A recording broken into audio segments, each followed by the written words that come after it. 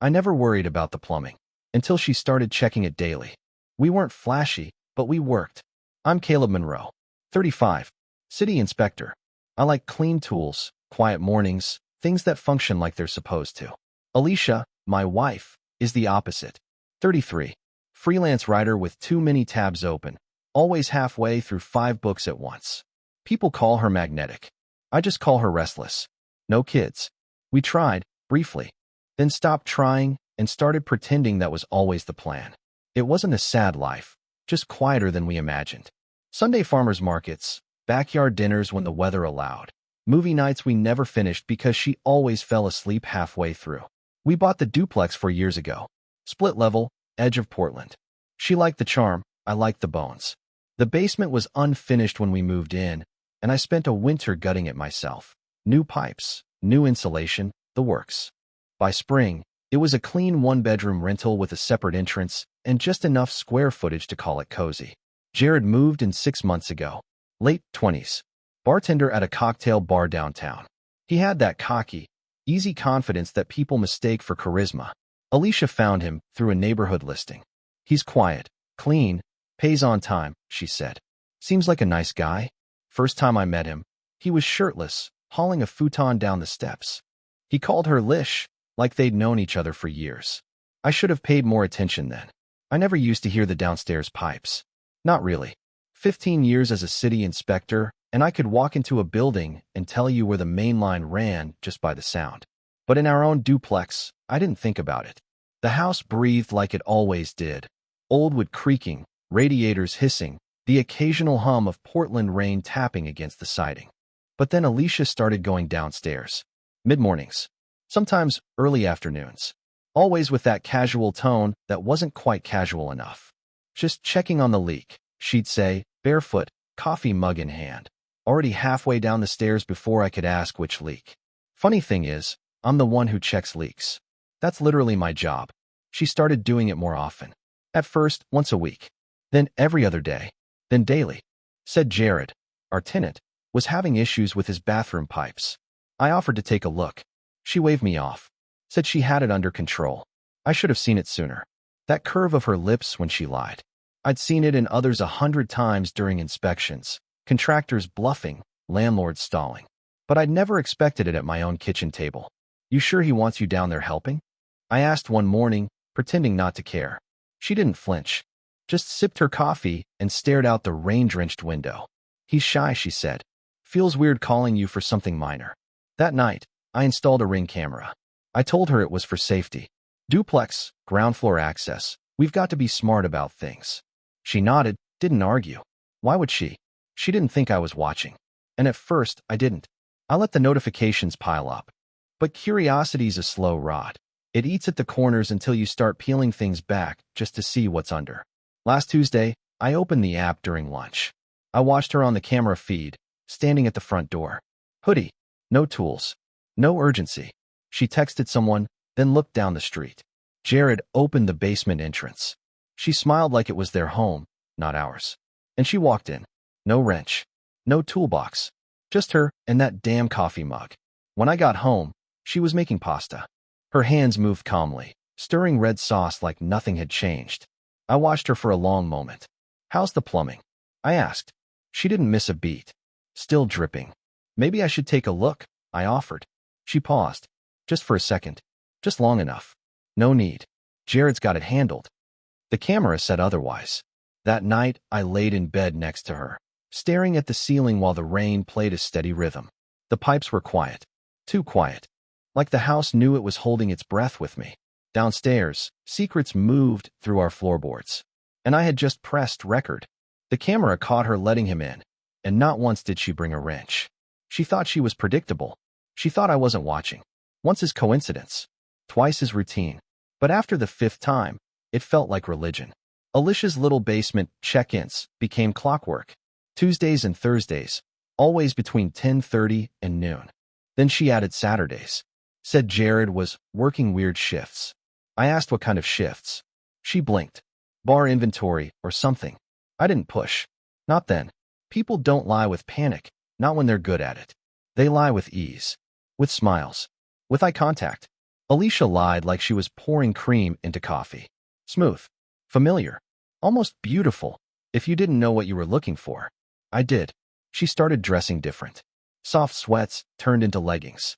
The kind she never wore unless we were going out. Her hair was always done, but not done. Messy sexy, she used to call it. Just enough to look effortless. Just enough to fool someone too stupid to know she was trying. But I'm not stupid. I just pretended to be. When I'd walk into the kitchen while she was texting, she'd flip her phone face down. Not fast, just smooth enough to suggest habit. And yet when I walked away, I'd hear the vibration buzz again. Once. Twice. It became a sound I started to hate. The Ring footage piled up. Door opening. Jared stepping aside.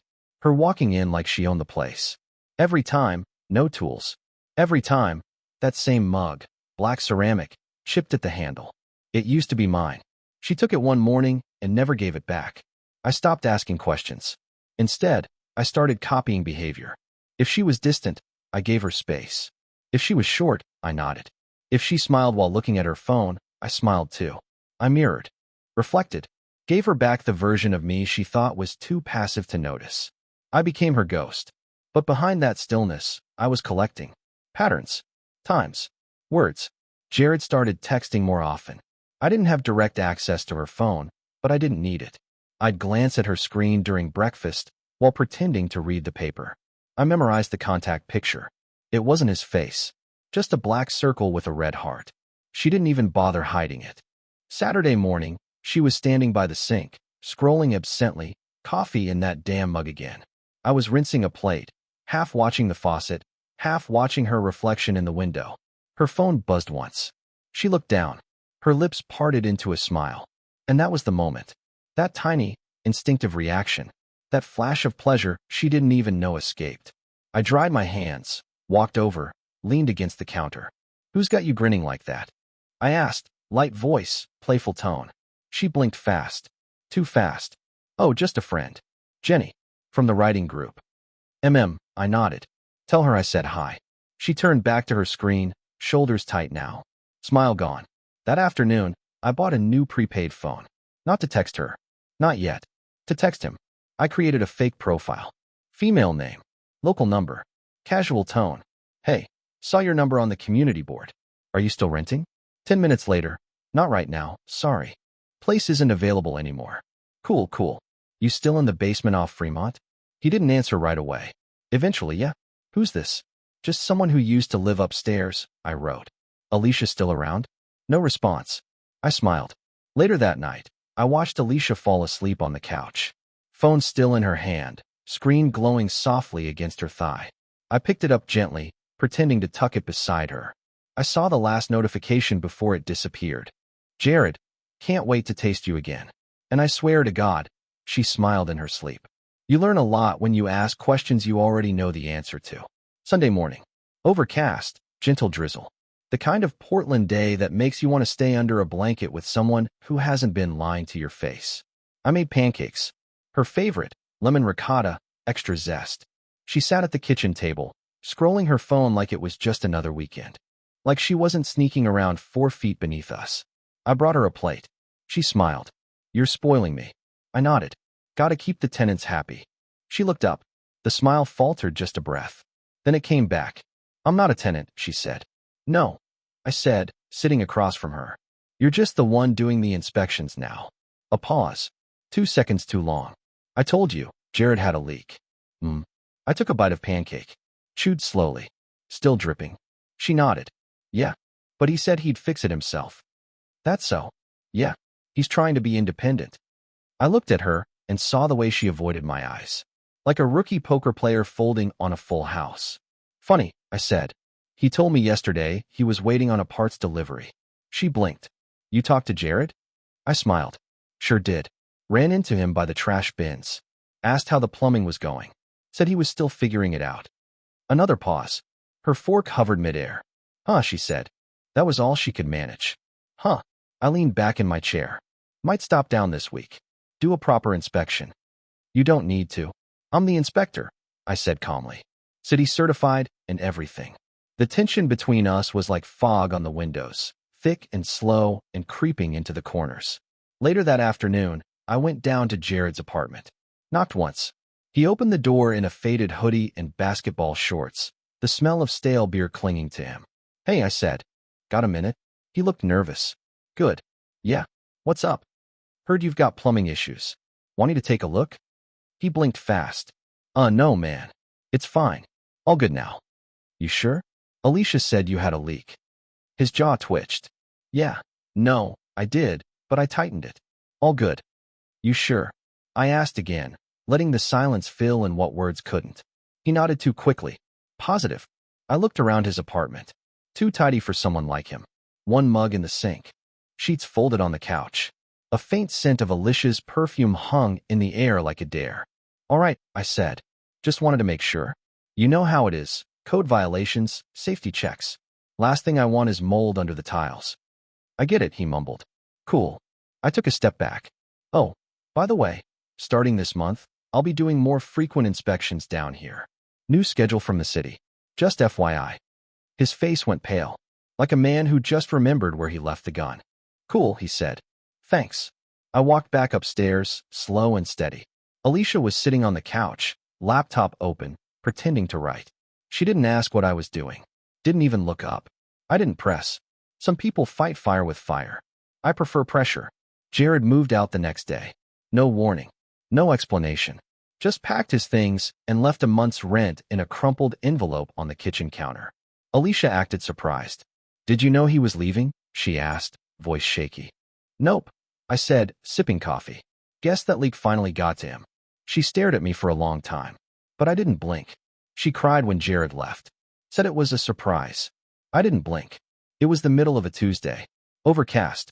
The kind of gray that seeps into your bones if you let it. I came home from work early. Alicia was standing in the empty basement, staring at the corner where his bed used to be. She didn't hear me come in. I watched her from the bottom of the stairs. Hands on her hips. Eyes glassy, like she was mourning something real. He didn't even say goodbye, she muttered. Maybe he didn't think he had to, I said. She jumped, spun around. Jesus, Caleb, you scared me. I shrugged. Didn't mean to. She looked away, brushing at invisible dust on the windowsill. It's just weird. I mean, he paid rent early. Didn't leave a note. Nothing. Guess he wanted a clean break. She nodded slowly. Still, feels abrupt. Not to me. She flinched like I'd hit her. Just for a second. Then she turned and started up the stairs. Well, guess we'll have to find a new tenant. Maybe, I said. Maybe we leave it empty for a while. She paused halfway up. Why? Feels like too much drama lately, I said. Thought we liked things quiet. She didn't answer. Just kept walking. The following week, I put up a listing. 1-bedroom basement unit. Quiet. Private entrance. Clean. The applications rolled in fast. Portland's tight like that. Everyone looking for a place. No one trusting the landlords. I met every single applicant myself. Interviewed them in the kitchen. Gave tours like I was selling more than square footage. But here's the thing. None of them were real. Fake names. Fake emails. Some were friends from my city crew, others off TaskRabbit. A couple actors from a community theater gig I sponsored last year. I staged each interview in front of Alicia. Let her hear the tours. Watch the hopeful smiles. Feel the looming presence of replacement. Then I ghosted every one of them. Any luck? She'd ask, trying to sound casual. Nothing solid, I'd reply.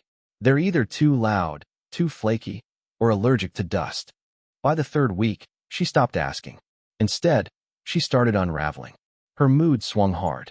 1 minute silent and staring out windows, the next snapping at the smallest thing. You forgot to buy oat milk? She snarled one morning. We don't drink oat milk, I said calmly. Well, maybe I want to. She started walking at night. Long, aimless loops through the neighborhood. Said it helped her clear her head. She came back smelling like cigarettes and bar patios. I thought you quit, I said once. I thought you trusted me, she snapped.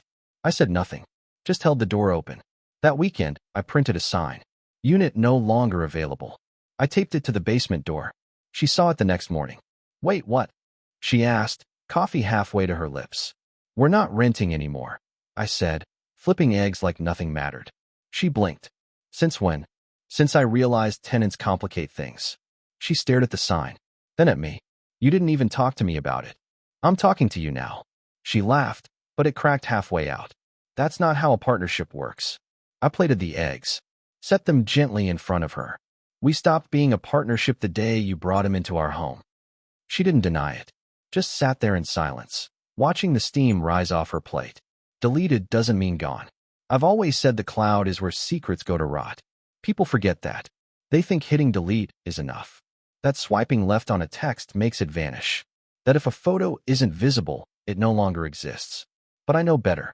City files, permit archives, surveillance footage. Every byte leaves a shadow. Alicia was no exception. She changed her passwords after Jared left. New pins, new lock screen. I watched her type it in one night while she thought I was asleep, shoulder turned slightly, thumb gliding in that lazy L shape. For digits. 2 tries. Then I had it. Our old apartment number from before we bought the duplex. She used to say it was the luckiest year of her life. I waited until she went for one of her clearing my head walks. The kind that took her past 3 bars and always ended in silence. Her laptop was still open on the desk. I slid into her chair like I belonged there. Entered the code. Watched the screen unlock. She had nothing on the desktop. No documents. No images. But that's not where people keep things they're ashamed of. I opened the cloud sync. She'd forgotten to turn it off. Everything was still uploading. Photos. Screenshots. Voice notes. I clicked through slowly, deliberately. The first folder was called Essay Drafts. It was mostly PDFs, but one of them had a thumbnail that looked like a bedroom. I opened it. Not a draft. A video. Low light. Soft giggling. His voice, not mine. Jared. Say something for the camera, Alicia whispered. Jared grinned. Hi, Caleb. She laughed. Like it was a joke. I stared at the screen for a long time. My heart didn't pound. My hands didn't shake. I just felt cold. Next folder. Notes. It held dozens of voice memos. I clicked one at random. Alicia's voice, breathy and giddy. He wants me to ask Caleb for money. Says we could take a trip. Maybe Mexico. A pause. Then her laugh again. He's such a little shit. Another memo. If he ever found out, I'd just cry and say I was lonely. Caleb's too sweet to stay mad. That one hit harder than the video. Not the betrayal, but the blueprint. She wasn't scared of being caught. She'd already rehearsed the apology. When she got home, she smelled like stale beer and menthols. She didn't say a word, just peeled off her jacket and sank onto the couch. You okay? I asked from the kitchen. She nodded slowly. Yeah, just tired. Want to watch something? Nah, she mumbled. Just want to sit for a bit. I nodded. Cool. I'll cue something up. She closed her eyes. I watched her from the hallway, laptop still warm against my side. You can love someone and still want them to pay for what they've done, especially when they planned your forgiveness like a performance. She kissed me like she hadn't planned to ruin me. You'd think after watching those videos, after hearing those voice notes, I'd lose it. Flip a table. Scream. Kick her out on the spot. But rage is messy, and I don't do messy. Instead, I made dinner. Chicken piccata. Her favorite. I even used the fancy olive oil she hides in the back of the pantry. She came home just after 7. Hair damp from the drizzle. Cheeks flushed from the cold, or the whiskey. Hard to tell anymore. You cooked? She asked, dropping her purse by the door. I nodded. Felt like a real meal. She looked confused. Suspicious. What's the occasion? I shrugged. Thought we could reset a little. Feels like we've both been in our own heads lately. She studied me, searching for the trap. There wasn't one. Not yet. That night, I poured her wine, rubbed her shoulders, asked about her writing. She melted into it like muscle memory. Like guilt made her soft. I've missed this, she said. I smiled. Me too. We didn't sleep in separate corners that night. Her hand found my chest. Her leg tangled around mine. She kissed me like she believed we could undo what she'd done. And I let her. Because sometimes the only way to gut someone clean is to let them feel safe first. The next morning, while she showered, I called the bank. Opened a new account under my business license. Shifted savings. Diverted deposits. By lunch, her name was off every asset she hadn't already bled dry. That weekend, I rewrote the house title. Quietly. Legally. Clean. The duplex was mine now. On paper. In stone. I met with a lawyer 2 days later. He asked how soon I'd need divorce papers. Soon, I said. But not yet. You're sure? He asked. Dead sure. Back at home, Alicia was chipper. Brighter. Like being forgiven had reset her. She started cooking again. playing music while she cleaned, left her phone out on the counter, like the damage hadn't already been done. She wanted me to believe she was back. I let her. I even surprised her with flowers on a Wednesday. What's gotten into you? She laughed. Just trying to appreciate what I have, I said. She kissed me. Deep. Grateful. And for a second, I felt that old version of us flicker. Then I remembered Jared's voice in the recording. Hi, Caleb. And it was gone. That Friday, I booked a therapy consultation. One session, just to say I tried. Told Alicia about it at dinner. I thought we could do a few sessions, I said. See if we can get back to what worked. She looked stunned. You do that? I nodded. I want us to be okay. Tears filled her eyes. She reached for my hand. You've changed, she whispered. I squeezed her fingers. Looked her straight in the eye. So have you. She never knew I could be charming. Not like Jared. The thing about being quiet is that people think you're harmless. They forget that quiet is just focus. That silence isn't surrender, it's calculation. Alicia thought I was soft. Passive. She forgot who she married. I'm a city inspector. I notice things. I document. I investigate. So I started inspecting. Not pipes. People. Jared had vanished like smoke. But smoke always leaves residue. I pulled up his rental file. It didn't say much. No job history listed. No emergency contact. Just a scribbled signature and 2 months deposit. He'd paid cash. That was mistake number one.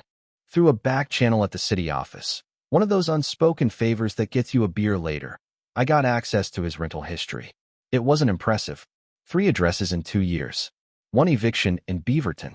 A noise complaint. And a harassment report filed by his last landlord. A single woman who'd rented him her converted garage. She'd said he crossed boundaries. That phrase stuck with me. I printed it out. Highlighted it. That weekend, I put on a clean button-down. Walked into the local bar where Alicia said Jared worked. Sat alone at the counter. He wasn't there. So I made small talk with the bartender. Complimented the layout. Asked about the lighting. Eventually, I leaned in and said, You guys looking for electricians? He raised an eyebrow. Something broken? Nah, I said. Just thinking of applying. Buddy of mine said a guy named Jared used to work here. Said it was a good spot. He laughed. Jared? That guy got can last month. Flaky as hell. Really? I said, surprised. I heard he was tight with someone upstairs. The bartender smirked. That's probably why it took them so long to boot him. I smiled, sipped my drink, and left a good tip. On my way out, I texted a number I hadn't used in years, an old contact at the city zoning board. Hey, need a personal favor. Can you get me the full incident report from address? Name, Jared Fox. 2 hours later, I had it in my inbox. Pages of it. The harassment report. A restraining order that was requested, then dropped. Notes about inappropriate advances. Manipulation. Boundary testing. Pattern confirmed. I printed the report. Slid it into an envelope. Typed a single sentence on the cover page. Think twice. No return address. No signature. Just mailed it to his last known address. The same one he gave us when he moved into our basement. I don't know if he got it, but I hope it rattled him. At home, Alicia was in a weirdly good mood. She played old records. Wore lipstick for no reason. She made me cookies, like we were in a sitcom. You seem lighter, she said, brushing flour off her fingers. Just been organizing some things, I replied. She kissed me then. Sweet. Grateful. Like a woman who thinks the storm passed. She didn't realize it was only just beginning. I needed a place to speak without being interrupted. So I made one. Alicia always said I didn't express myself enough. That I held things in. Let them rot. She'd say it during fights. Mild ones. Back before Jared. When the worst thing between us was me forgetting to answer a text. You never say what you feel, Caleb. So I started saying it. Just not to her. The idea came to me while watching her fold laundry. She was humming. Barefoot. Like her hands weren't stained with betrayal. I'd read somewhere that pain shared is pain halved. But I didn't want sympathy. I wanted silence to speak. So I built a podcast. Not about Alicia. Not directly. It was called Silent Floors. Each episode told the story of a man. Average, quiet, steady. Watching his life unravel one creak at a time. I disguised the names. Shifted the city. Changed the profession. But the bones were mine. Episode 1. The woman and the wrench that never was. I kept it tight. Sparse narration. Just my voice and ambient sounds. Dripping pipes, city rain, the muffled echo of footsteps on wood. I uploaded it on a Tuesday. Didn't tell a soul. 3 listens the first day, 20 the next. By week's end, I had over 200. Then someone tagged it on Reddit. Anyone else feel like this story is too real? The comments came fast. This happened to me last year. My wife did the same thing with my cousin. Who is this guy? He sounds like he's telling the truth without saying it out loud. I didn't answer. I just posted episode 2. Things left on Do Not Disturb. Alicia discovered it on accident. She was on the couch scrolling her phone when she froze. Hey, she said. Have you heard this podcast? She held out her phone, screen showing the Silent Floors logo. No, I said, pretending to squint. What is it? She pressed play. My voice filled the room. I watched her face change. At first, mild curiosity. Then confusion. Then something colder. She paused it. Who is this really about? I sipped my tea. No idea, I said. But he sounds like someone you'd underestimate. She stared at me. Long, hard. Then forced a laugh. Creepy, honestly. Who even makes stuff like this? I smiled. Someone who finally found their voice. She didn't say anything after that. Just left the room. But I saw the way her hands were shaking. The next day, I posted episode 3, What the Camera Saw When the Lie Forgot to Blink. And this time, I told the story almost exactly how it happened. Names still changed. Details blurred. But the pain? Unfiltered. There's a stillness before a storm. A false calm. Like the world holds its breath. That's how our house felt the morning I asked her. No yelling. No slamming drawers. Just 2 mugs on the counter. Eggs in the pan. Alicia in her robe, humming a song I didn't recognize. I watched her pour coffee into that mug, the chipped black one she used every time she went downstairs. She sipped, smiled faintly. And I asked, "Are you cheating on me?" The hum stopped. She blinked, looked up, laughed. What? You heard me. Her face shifted, confusion, then hurt. Manufactured, but practiced. No, she said, scoffing. Jesus, Caleb. Where is this even coming from? I walked to the table, set my phone down, pressed play. The Ring footage filled the screen. She opened the basement door, slipped inside.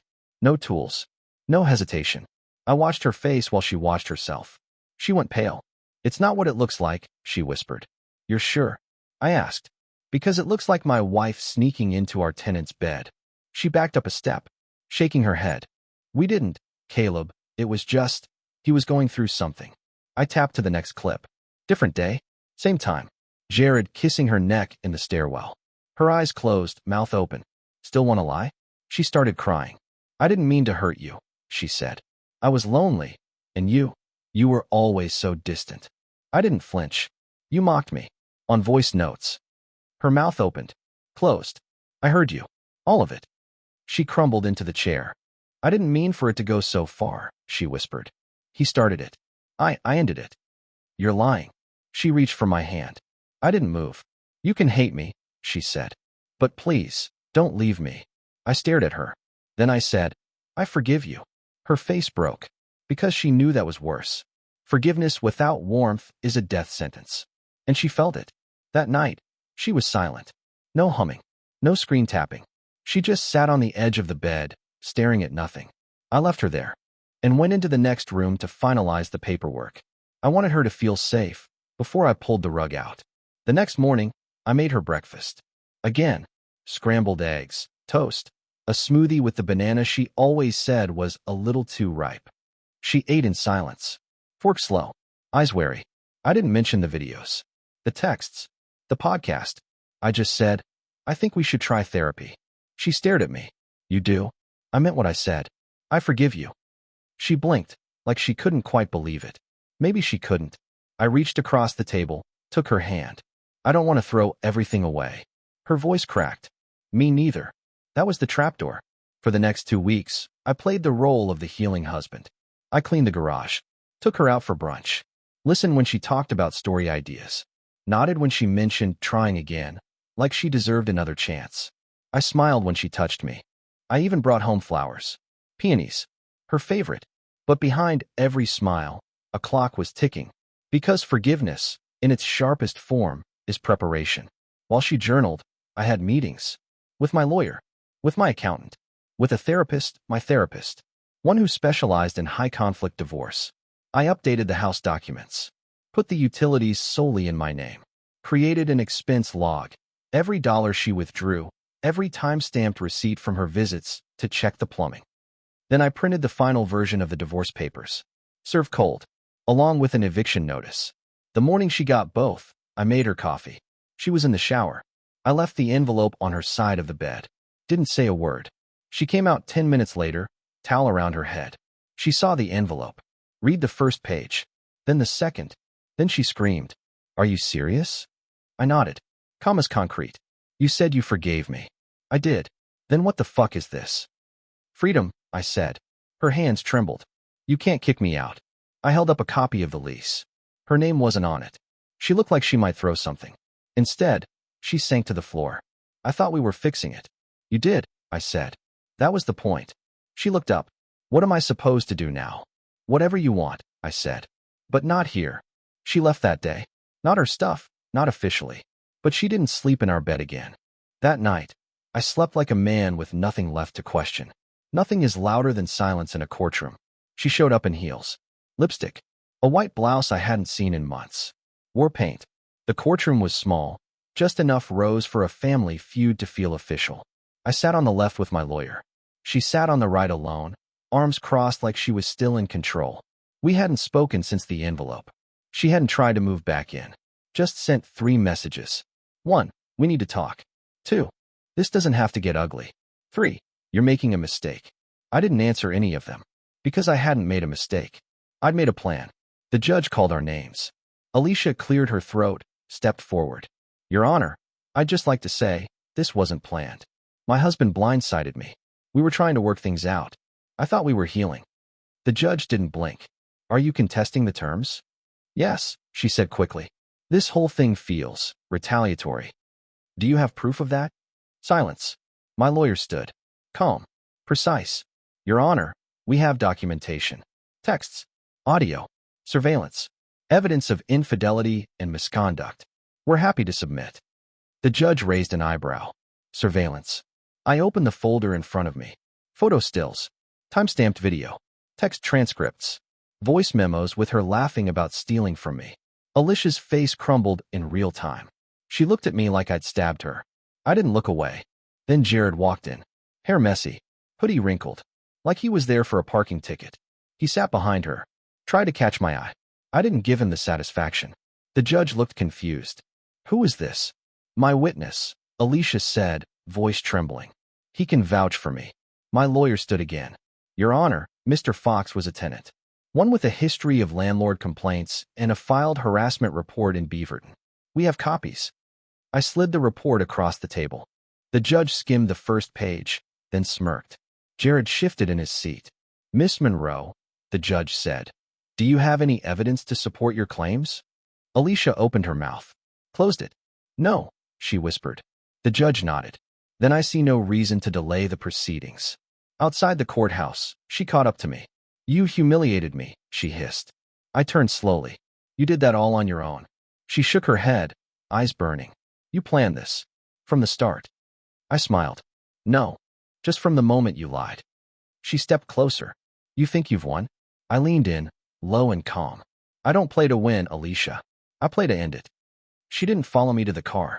Didn't say goodbye. She just stood there, heels sinking into the wet pavement, as I walked away with everything she tried to keep.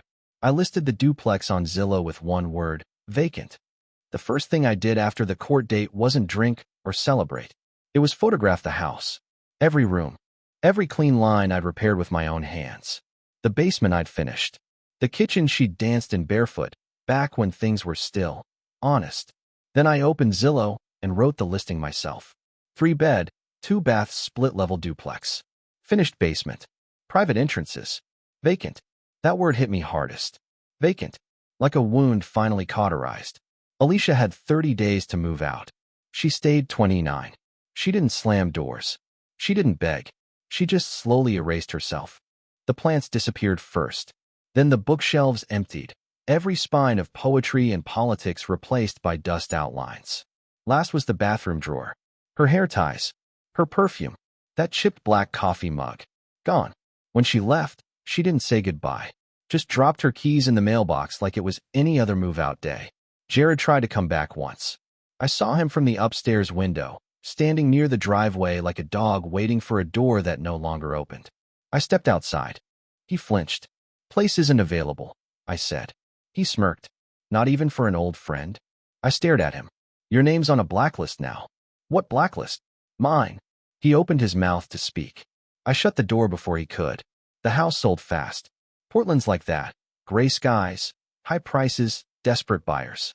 The couple who bought it were newlyweds. They loved the cozy character and the smart renovation. I handed them the keys with a smile. Didn't mention the ghosts beneath the floorboards. Didn't mention the betrayal soaked into the grout. Just wished them luck. Back at my new apartment, sleek, modern, memory-free, I checked the mail. Mixed in with the utilities and junk flyers was a plain envelope. No return address. Inside was a note. "Please, can we talk?" Her handwriting. Clean. Familiar. I folded it once, then again, then dropped it in the shredder. She had her chance. Now, it's my turn to speak. She agreed to meet only if it wasn't recorded. I lied. We met at a coffee shop downtown. Neutral ground. Public enough to keep things civil. She showed up late. Hair curled.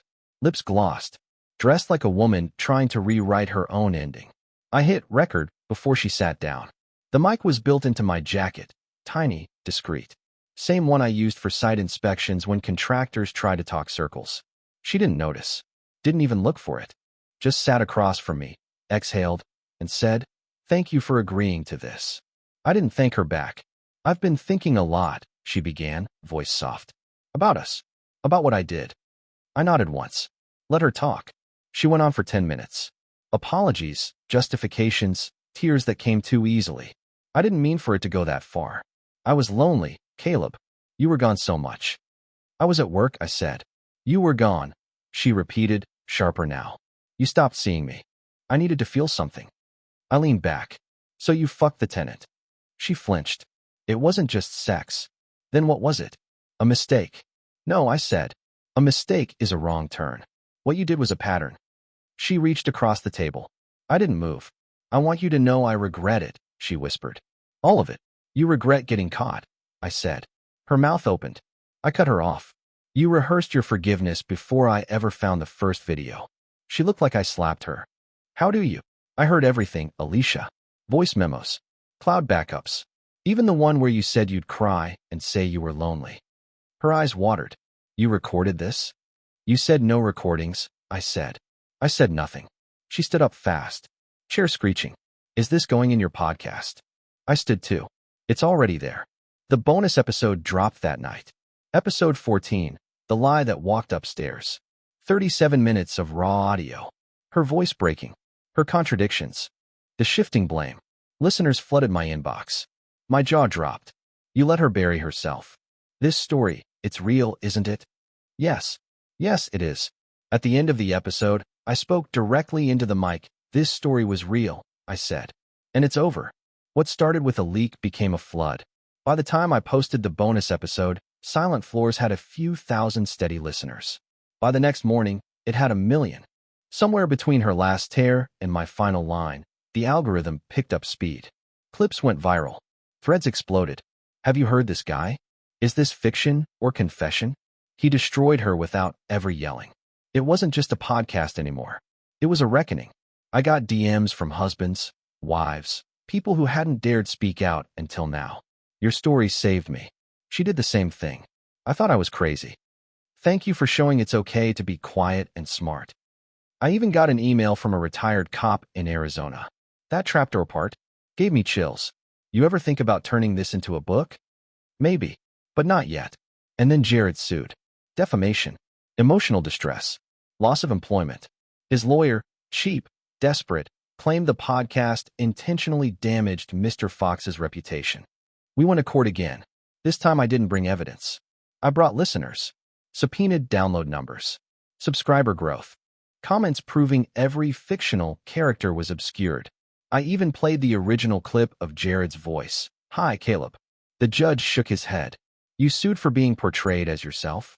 Obliquely, his lawyer tried. The judge laughed. Case dismissed. A week later, I got an email. Subject line, interested in a series? A producer from a major platform said the podcast was ripe for adaptation. Asked if I'd consider a dramatized version. I stared at the message for a long time. Then I typed back, "Let's talk." That night, I walked through my new apartment, phone buzzing nonstop, mind strangely still. The man who sat in silence while lies crawled through his walls. Gone.